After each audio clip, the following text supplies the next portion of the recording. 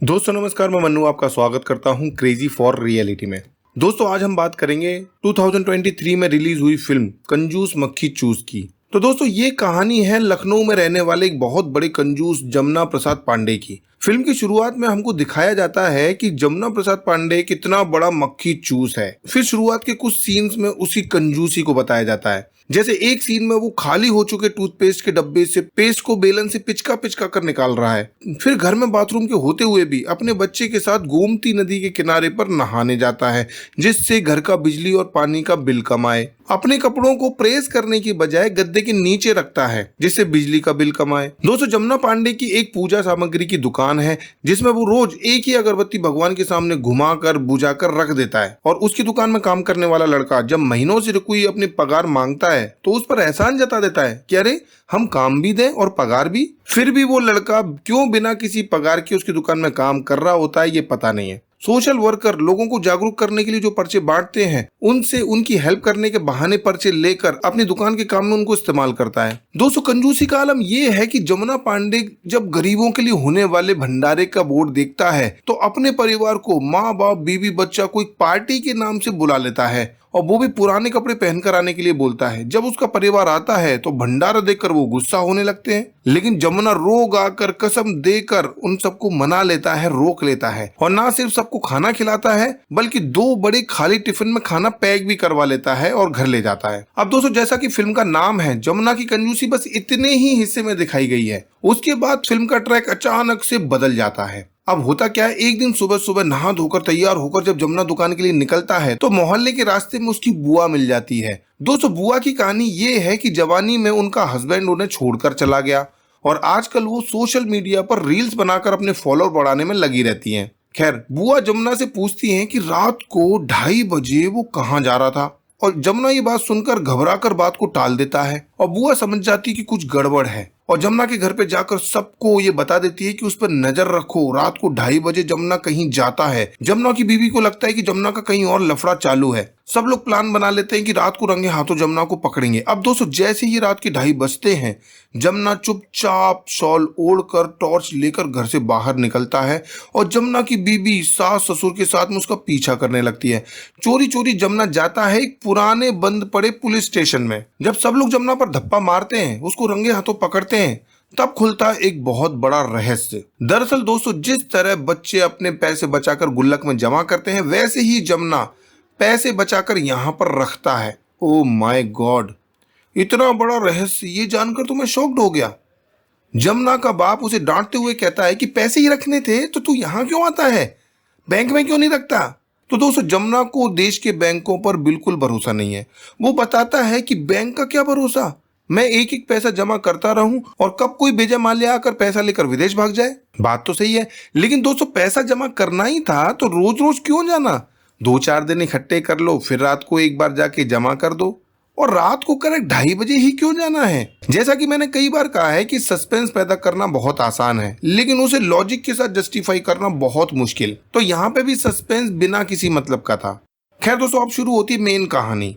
जी हाँ, जमुना के पास 80,000 रुपए से ज्यादा पैसे देखकर घर वाले पूछते हैं कि अरे तेरे पास इतने पैसे होने के बावजूद भी तू अपने बच्चे को प्राइवेट स्कूल में नहीं पढ़ा रहा है, तू दीवारों पर रंग पुताई नहीं करवा रहा है, तूने ये नहीं किया, तूने वो नहीं किया, दीवारें खराब हो गई, केबल कनेक्शन कटवा दिया, फलाना ढिमाका। और तब जमुना बताता है कि आखिर वो क्यों पैसे जमा कर रहा था इतने दिनों से। एक्चुअली अपनी शादी के समय पर उसने अपने पापा को अपने स्वर्गीय माता पिता से बात करते हुए सुन लिया था कि वो 4 धाम की यात्रा पर जाना चाहते थे। तो जिस तरह जमुना के पापा गंगा पांडे को अपने माँ बाप को 4 धाम की यात्रा नहीं करा पाने का मलाल है, उसी तरह जमुना भी ये मलाल नहीं रखना चाहता, इसीलिए वो अपने माँ बाप को 4 धाम की यात्रा कराने के लिए अभी तक पैसे जमा कर रहा था। और उसके बाद एक दिन ट्रेवल एजेंसी पर जाकर पूरा 4 धाम की यात्रा का इंतजाम करवा देता है। अब दोस्तों 1-2 दिन तक सब सही रहता है, माँ बाप से कांटेक्ट होता है, बातचीत होती है, हालचाल पूछा जाता है, लेकिन एक दिन खराब मौसम की वजह से बात करते करते फोन कट जाता है। और फिर रात को टीवी पर खबर आती है कि अचानक उत्तराखंड में बादल फटने की वजह से बाढ़ आ गई है और किसी से भी संपर्क नहीं हो पा रहा है। जमुना परेशान हो जाता है, ट्रेवल एजेंसी वाला अपने हाथ खड़े कर देता है, हेल्पलाइन नंबर पर बहुत सारे लोग फोन करते हैं लेकिन किसी का भी नंबर लगता नहीं है। तब परेशान होकर जमुना खुद वहां जाने का फैसला करता है। लेकिन दोस्तों खुद जाकर भी कैंप में अधिकारियों को फोटो दिखा दिखा कर ढूंढने के बाद भी कोई फायदा नहीं होता। उसको उसके मम्मी पापा कहीं नहीं मिलते हैं। अधिकारियों से आश्वासन मिलता है, वो थक हार कर वापस आ जाता है और जैसे ही वापस आता है तभी उसे सरकारी ऑफिस में फोन करके बुलाया जाता है और वहां उसे बताया जाता है कि जिन लापता लोगों से अभी तक कांटेक्ट नहीं हो पाया है, सरकार उन्हें मृत घोषित करने वाली है और परिवार को एक सदस्य का 7 लाख रुपया कंपनसेशन के तौर पर देने वाली है। अब पहले तो जमुना उस अधिकारी को थप्पड़ मार देता है, बाद में उसे बात समझ में आती है कि अरे इसमें बताने वाले की क्या गलती है, ये तो सरकारी नियम है। घर जाकर काफी सोच विचार करने के बाद जमुना पैसे लेने को तैयार हो जाता है और एक भ्रष्ट ऑफिसर चतुर्वेदी और उसका जूनियर यादव उसके घर पे आते हैं और 14 लाख की बजाय 10 लाख कैश देकर पेपर साइन करा लेते हैं। जब वो 4 लाख का हिसाब मांगता है तो बताते हैं कि बाकी का 4 लाख सरकारी अफसरों में बंट चुका है। और इस बात पर जब जमुना प्रसाद पांडे ऑब्जेक्शन उठाता है तो चतुर्वेदी उसको बताता है कि तुम भी कोई ईमानदार नहीं हो, तुमने भी अभी तक अपने दुकान पर घाटा दिखाकर वर्षों से टैक्स जमा नहीं किया है। अब मजबूरी में फंसा जमुना प्रसाद मान जाता है और पैसे लेकर घर के खर्चों में लगा देता है। रंगाई पुताई, बच्चे का प्राइवेट स्कूल में एडमिशन, वाइफ का आईफोन, एटसेट्रा एटसेट्रा।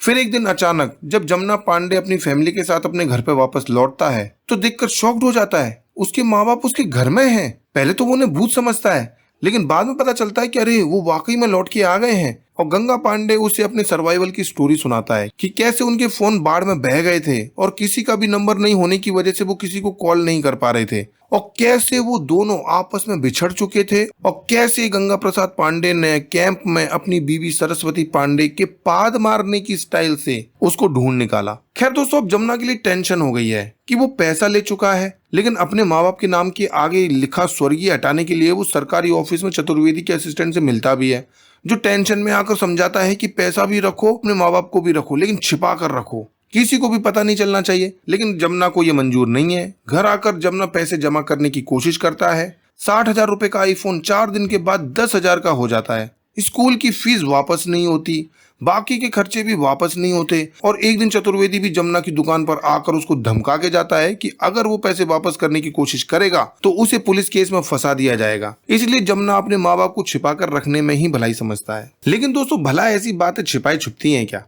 कुछ ही दिनों में मोहल्ले में बुआ समेत सबको पता चल जाता है कि जमुना पांडे के माँ बाप जिंदा हैं और सब मोहल्ले वालों के साथ मिलकर ये फैसला किया जाता है कि अब जमुना फिर से चतुर्वेदी के पास जाकर पैसे वापस करके सरकारी रिकॉर्ड में अपने माँ बाप को जिंदा करवा के रहेगा। और इसके लिए वो मीडिया को बुलाता है और उसके बुलाने पर मीडिया तुरंत आ भी जाता है और मीडिया के साथ वो चतुर्वेदी के ऑफिस में धावा बोलकर उस पर कंपनसेशन के पैसे नहीं देने का इल्जाम लगाता है। लेकिन जब चतुर्वेदी कैश रिसीविंग पर उसके साइन किए हुए पेपर निकलवाता है तो वो पेपर मिलते ही नहीं है। बाद में पता चलता है कि जमुना ने वो सारे पेपर सरकारी दफ्तर से चोरी कर लिए। Oh my God! बौखलाया हुआ चतुर्वेदी पुलिस फोर्स लेकर दूसरे दिन बदले की कार्रवाई में जमुना के घर पर धावा बोल देता है और घर और मोहल्ले में उसके माँ बाप की तलाश करवाता है, लेकिन वो दोनों कहीं नहीं मिलते। चतुर्वेदी टेंशन में कि जमुना के माँ बाप आखिर गए कहाँ। बाद में दिखाया जाता है कि वो दोनों चतुर्वेदी के घर पर मेहमान बने अपनी खातिरदारी करवा रहे हैं। Oh my God! और जमुना भी अचानक से वहां प्रकट हो जाता है और वीडियो बनाकर चतुर्वेदी को धमकाता है कि वो मीडिया में ये वीडियो देकर कहेगा कि चतुर्वेदी ने कंपनसेशन के पैसों के लालच में उसकी जिंदा माँ बाप को किडनैप करके रखा हुआ है। और जब ये खबरें मीडिया में चलती हैं तो सरकार के मंत्री की तरफ से चतुर्वेदी को बहुत डांट सुननी पड़ती है और मामले को तुरंत रफा दफा करवाने को कहा जाता है। इधर जमुना के माँ बाप भी उसे इस केस में मंत्री के इन्वॉल्व होने की बात बताते हैं, जिससे जमुना प्रसाद भी डर जाता है और वो भी मामले को रफा दफा करने के लिए तैयार हो जाता है। चतुर्वेदी और जमुना बबलू ढाबे पर अपनी मीटिंग फिक्स करते हैं, जहां पर जमुना ये सोचकर जाता है कि 10 लाख रुपए वापस करके इस मामले को सेटल कर देगा। लेकिन ये क्या, चतुर्वेदी उसको उल्टा 50 लाख रुपए देने को रेडी है। फिर क्या था, डील डन हो जाती है और जब सबको पता चलता है कि 10 लाख रुपए देने की बजाय 50 लाख रुपए लेने हैं तो जमुना और मोहल्ले वाले खुशी के मारे नाचने लगते हैं। तभी दोस्तों, एक व्यक्ति जो शुरुआत से जमुना के केस को फॉलो कर रहा होता है वो अचानक से प्रकट हो जाता है और जमुना को बताता है कि उसे लगा था कि जमुना सिस्टम से लड़ेगा, लेकिन वो सिस्टम का शिकार हो गया। बाद में पता चलता है कि वो व्यक्ति भी सरकारी सिस्टम का सताया हुआ है।